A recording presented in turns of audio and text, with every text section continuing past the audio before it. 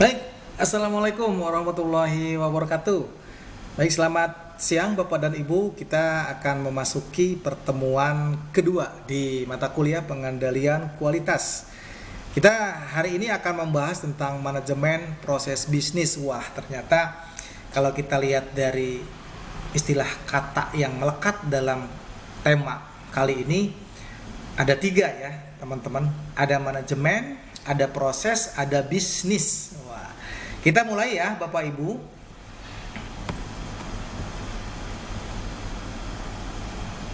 Nah, karena tadi kita sudah bedah satu persatu sebelum kita mengetahui apa sih yang disebut dengan manajemen proses bisnis, kita akan kupas satu persatu dulu apa sih yang menjadi peta konsep dari sebuah manajemen. Jadi manajemen ini kita sudah belajar ya tentang ilmu manajemen. Mungkin dari dulu yang namanya manajemen itu pasti berkaitan dengan ilmu dan seni. Nah, ilmu dan seni untuk apa? Untuk mengarahkan orang mengikuti langkah sesuai dengan yang diharapkan oleh sebuah perusahaan ataupun organisasi. Nah, jadi manajemen ini konsentrasinya secara peta konsep dia akan berkonsentrasi kepada yang namanya manusia, organisasi, dan proses. Jadi manusia, tentunya apa sih yang menjadi konteks manajemen untuk manusia? Untuk manusia, manajemen ini bagaimana dia bisa memberikan sebuah skill dan keterampilan kepada sumber daya manusia. Kemudian untuk sisi organisasi, bagaimana manajemen itu mampu memberikan pembagian tugas ataupun fungsi dari masing-masing peran yang ada di organisasi dalam bentuk struktur. Dan yang ketiga, dari sisi proses yang ada itu bisa dilakukan dengan cara seperti apa, dan bagaimana ketika proses itu sudah berjalan dilakukan perbaikan dengan istilah re-engineering. Nah Bapak Ibu, selanjutnya setelah kita mengetahui tentang peta konsep manajemen, kita akan memahami sebenarnya yang disebut dengan manajemen itu apa. Jadi manajemen ini kalau dalam bahasa Prancisnya tertulis manajemen. Jadi yang memiliki arti seni, melaksanakan dan mengatur. Kalau bahasa Prancis dia mengadopsi dari bahasa Inggris yang namanya manajemen itu adalah seni untuk melaksanakan dan mengatur. Jadi secara terminologinya manajemen itu seni menyelesaikan pekerjaan melalui orang lain. Jadi kalau sekarang kita seorang pemimpin ya, tentunya seorang pemimpin itu tidak bisa yang namanya bekerja sendiri kalau dalam manajemen. Kalau dalam manajemen itu pemimpin itu harus bisa bagaimana caranya memberdayakan orang lain, dalam hal ini adalah bawahannya, untuk mau dia bekerja ikhlas mengikuti apa yang disampaikan untuk mencapai tujuan dari organisasi. Dalam hal ini definisi Mary Faker, dia menyampaikan bahwa seorang manajer bertugas mengatur dan mengarahkan orang lain untuk mencapai tujuan organisasi. Jadi definisi manajemen menurut Ricky W. Griffin, manajemen itu adalah sebuah proses perencanaan, pengorganisasian, pengkoordinasian, dan pengontrolan sumber daya untuk mencapai sasaran yang efektif dan efisien. Nah, ini ada istilah bahwa manajemen ini ada proses perencanaan, pengorganisasian, pengkoordinasian, dan pengontrolan sumber daya untuk mencapai sasaran secara efektif dan efisien. Arti efektif dan efisien inilah yang hasil akhirnya ingin dicapai dari sebuah kegiatan manajemen. Efektif, kita sering sekali ya Bapak Ibu sering menerjemahkan arti efektif dan efisien ini kadangkala sering tertukar. Padahal kalau kita cermati dari sisi efektif saja, ini berarti berkaitan dengan masalah waktu. Efektif itu berarti yang namanya tepat guna. Efisien itu berarti kaitan dengan masalah tepat biaya. Nah, jadi efisien ya. Kalau efisien itu tepat biaya. Nah, jadi makanya ada hal yang harus dicapai dalam pelaksanaan kegiatan manajemen. Nah, apa yang bisa dilakukan oleh manajemen sebagai yang bisa kita lihat dari sisi perkembangan bisnis yang ada? Kita lihat sisi revolusi industri. Revolusi industri itu sudah mulai sejak abad 18. Dimulai dengan pada industri 1.0. Pada saat itu kita hanya bisa mampu yang namanya berproduksi dengan menggunakan mesin bertenaga uap. Nah, ketika dalam hal ini ada sebuah kegiatan manajemen yang dilakukan, maka pada abad 19 di industri 2.0 ini sudah tercipta yang namanya alur produksi ini secara massal dengan penggunaan listrik. Nah, jadi dengan adanya manajemen ini terus berkembang ya Bapak Ibu. Jadi dari mulai kita abad 18 ke 19, dari industri 1.0 sampai ke 2.0, dari awalnya kita hanya bisa memproduksi sebuah barang itu dengan mesin bertenaga uap. Nah, di industri 2.0 ini kita sudah bisa menggunakan yang namanya listrik untuk melakukan produksi secara massal. Nah, kemudian di abad ke-20 ini kita di industri 3.0, nah kita sudah menggunakan robot dalam proses produksi dan perkembangan teknologi informasi. Nah, ini sudah selain listrik, kita sudah bisa menggunakan robot ya dalam proses produksi ini. Nah, kemudian di abad ke-21 di industri 4.0, nah ini kita sudah menggunakan intelligent production melalui Internet of Things atau IoT ya. Jadi pemanfaatan big data dan teknologi ini sudah digunakan di abad 21 ini.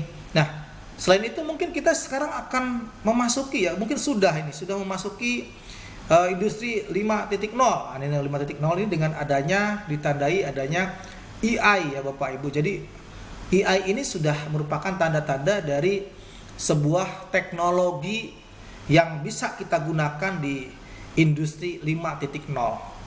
Nah, jadi revolusi industri itu kalau dari sisi perkembangannya kita bisa melihat dari awal kita sudah mengetahui adanya yang namanya alat tenun mekanis pertama di tahun 1784. Kemudian di abad ke-19 di revolusi industri 2.0 itu kita sudah mulai melakukan produksi massal yang mungkin ini kita sudah menggunakan listrik dan jalur perakitan. Nah, baru di tahun 1970 kita baru muncul yang namanya revolusi industri 3.0. Nah, ini sudah masuk ke sistem kemunculan pengontrolan logika ya, yang terprogram pertama yaitu VLC, yakni dengan modem 084 dan 969. Di 2018 sampai dengan sekarang, ketika masuk ke zaman revolusi 4.0, industri 4.0 ini adalah industri yang menggabungkan teknologi otomatisasi dengan teknologi siber. Ini merupakan tren otomatisasi dan pertukaran data dalam teknologi manufaktur Bapak Ibu.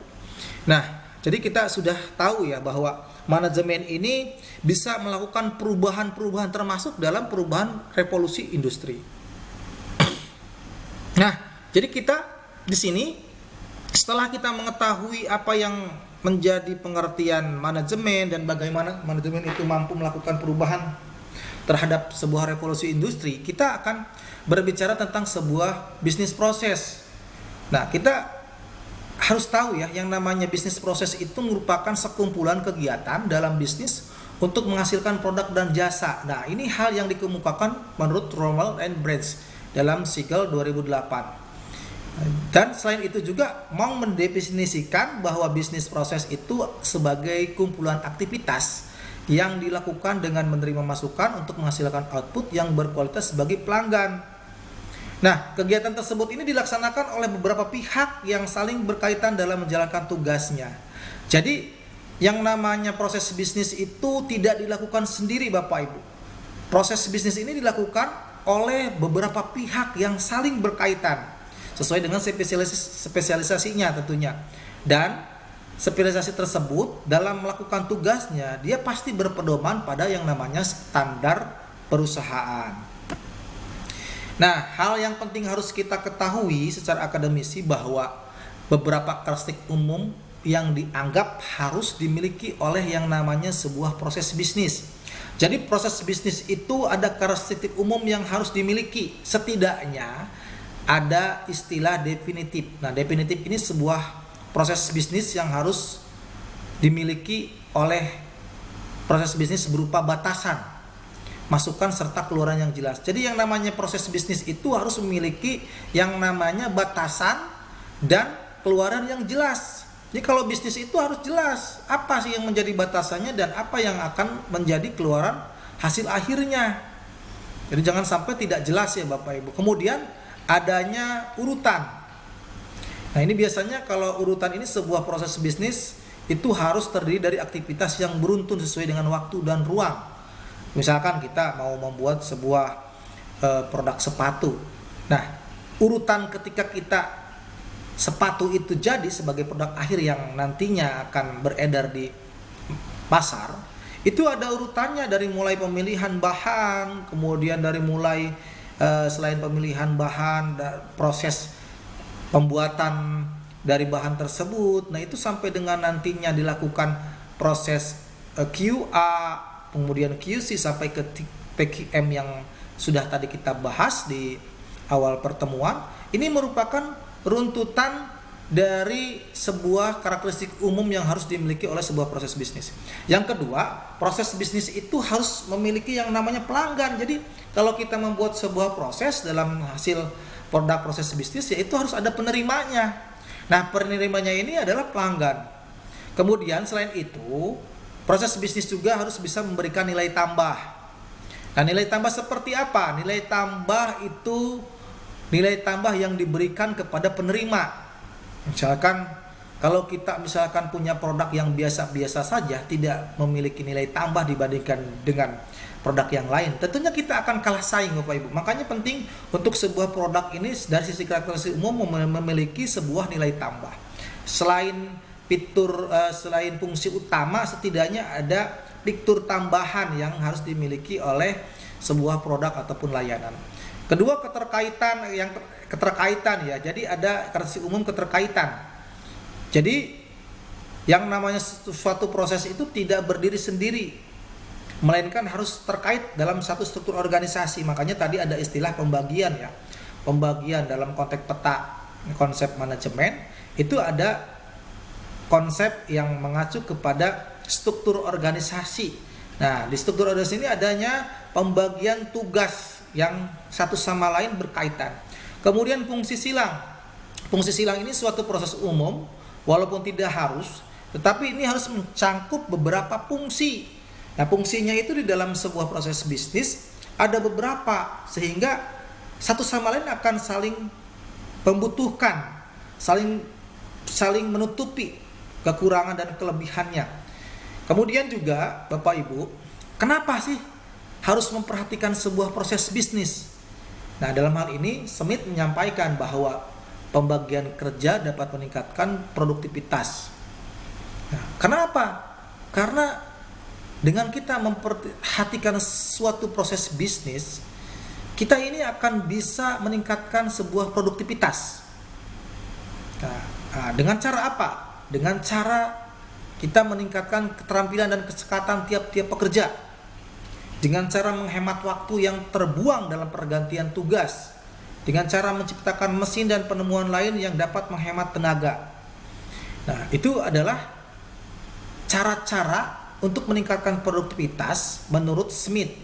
Nah, ini dalam bukunya The Wealth of Nation, dia mengemukakan keunggulan ekonomis yang akan diperoleh dari organisasi dengan melakukan pembagian tenaga kerja itu akan memberikan dampak yang besar jika organisasi itu melakukannya dengan baik. Itu yang dikemukakan oleh yang namanya Adam Smith. Terus apa yang disebut dengan manajemen proses bisnis itu? Jadi manajemen proses bisnis itu merupakan seni dan ilmu untuk melihat bagaimana pekerjaan di dalam organisasi untuk menjamin keluaran yang konsisten serta untuk mengambil keuntungan dari setiap kesempatan yang ada. Konsep, metode, dan teknik yang digunakan untuk membantu perancangan, administrasi, konfigurasi, pelaksanaan serta analisis proses bisnis. Dasar dari manajemen proses adalah representasi dari proses bisnis dengan aktivitas serta batasannya. Manajemen proses yang efektif dan efisien dapat menghasilkan nilai-nilai kompetitif bagi perusahaan.